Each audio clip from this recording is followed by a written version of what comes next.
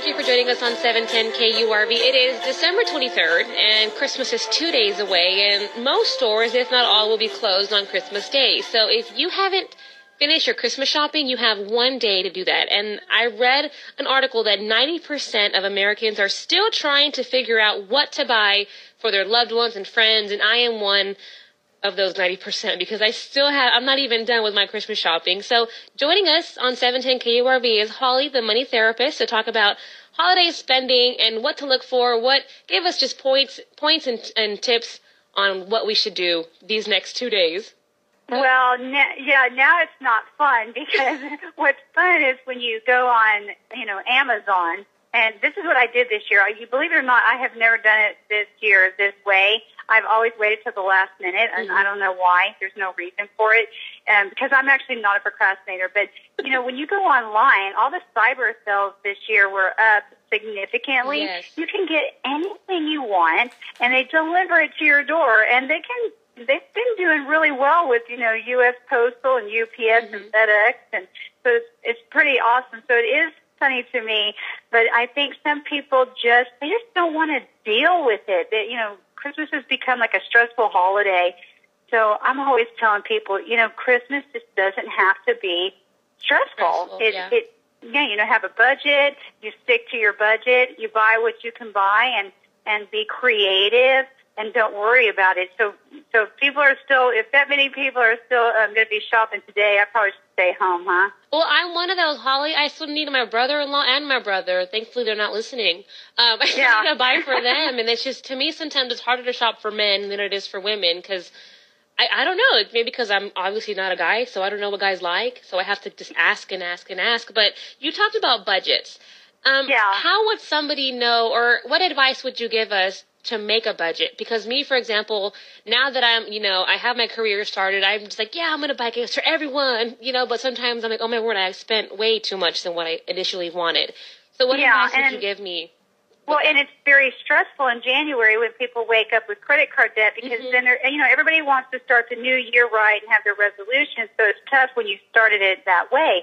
So I'm always telling people again that you don't have to spend a lot of money to make somebody happy. If you have family members that make more money than you and they can spend more money on you, that's okay. Everybody doesn't have to spend the same amount of money.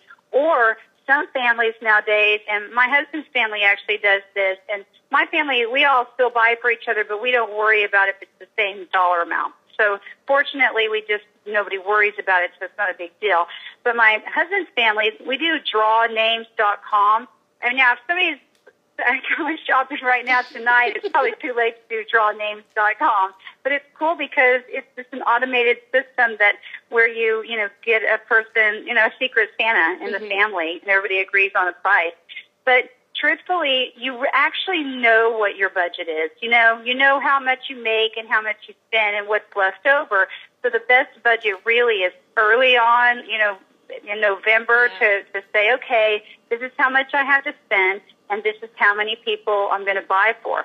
So even if you're doing this at the last minute, you still have a dollar amount right now that you can swing. And even if you, God forbid, have to pull out the credit card, you can still make it very minimal and be very, very creative. There are so many cool things. I mean, I am serious. Like, you can get somebody a small gift card at Starbucks if they're a Starbucks junkie. You can get somebody a candle or, bath stuff. Yeah. Women love that kind of stuff.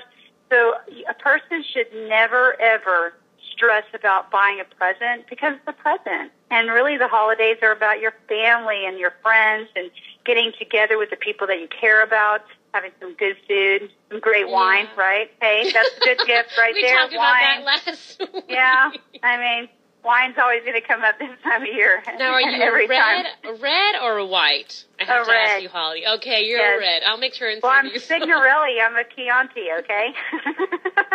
Joining us on News Talk 710 KURV is Holly. She's known as a money therapist. Hey, Holly, Zach Cantu. I just wanted to ask, I'm curious.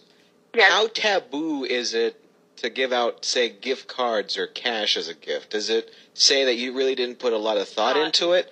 Or what is it like pigeonholing somebody like that for Christmas? It depends. Like, the people, sometimes I feel like when I'm giving gift cards, I do feel like it's the easy way out. But there are some people that I know really enjoy having them. And it might be because they are on such a tight budget that maybe they don't get to go to a movie or do something like that, getting movie cards without those gift cards. So if I know that somebody is low on cash and needs to do something for themselves, especially if you have somebody who never takes care of themselves, they don't do anything for themselves, right? Yeah. They're always taking care of everyone else. The best thing you can do is give them a gift card to go to a spa treatment, something that forces them to do something nice for themselves. I'm thinking about children, for example. Like I'm the last of 3, and I was the youngest, so I always got more spoiled than my older 2 siblings. But yep. If you have a lot of kids, how would you, I guess, split it? Should you buy, as a parent, should you buy them all equal amount of gifts, or one big one? How does that work as a mom? What do you do for your children, for example? Well, I'm a big fan. I grew up with a family of 4, and we had foster kids. We had 44 foster kids. Oh, wow. And so at any given time, there was an extra 5th kid in the house.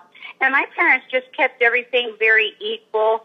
And, of course, you have to remember, too, that kids don't really monetize things yet. I mean, when they're really young. Mm-hmm. When they get older, they go to school and they learn about name brands and keeping up with the Joneses.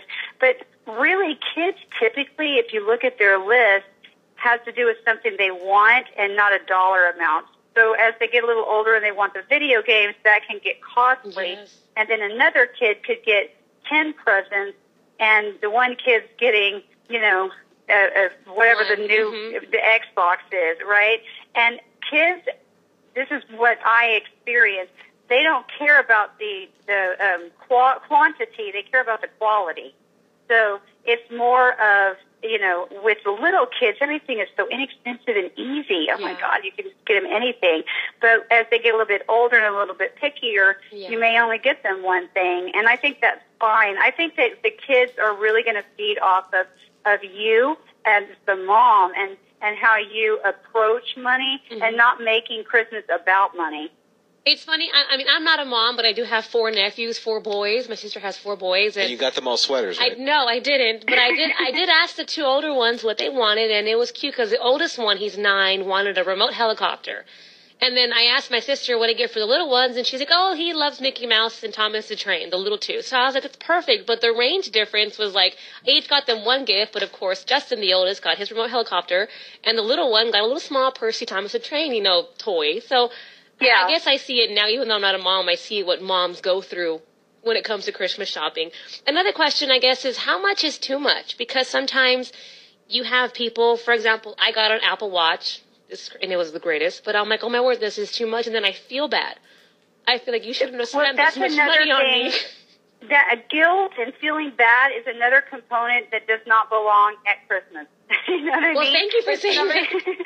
I'm serious. Like, this is another thing that people do to make holidays stressful, especially when it comes to money. It's like, it's not about guilt. If somebody has more money, or maybe, maybe they had a great year and they want to share it with their family, don't make them feel bad about it. There's nothing wrong with that.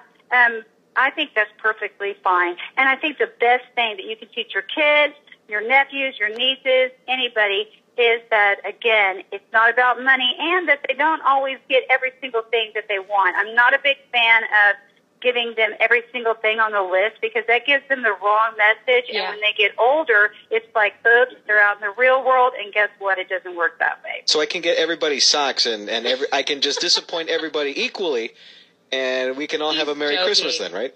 But they have to be creative socks. So each one should have some kind of meaning. Holly, you're killing me here. That's actually cool. For example, I love Star Wars, and then you can give me a Star Wars pair of socks. You can get Joe, I don't know, a Star Wars jar producer with some beer on it. Yeah. I'm going to get a pair of gold toe socks, and I'm going to stencil in Star Wars on the side, on the ankle. Oh, man. There you go. And there your Star Wars socks. Collector's item one day. Those will be good. And we can keep that with albino Darth Vader and everything. Yep. Exactly. I can't wait. 35 years from now, we'll still be talking about it. Holly, thank you so much for joining us. That's Holly. She's one of the money therapists. You can find her online. Thank you again for joining us on 710 KURV.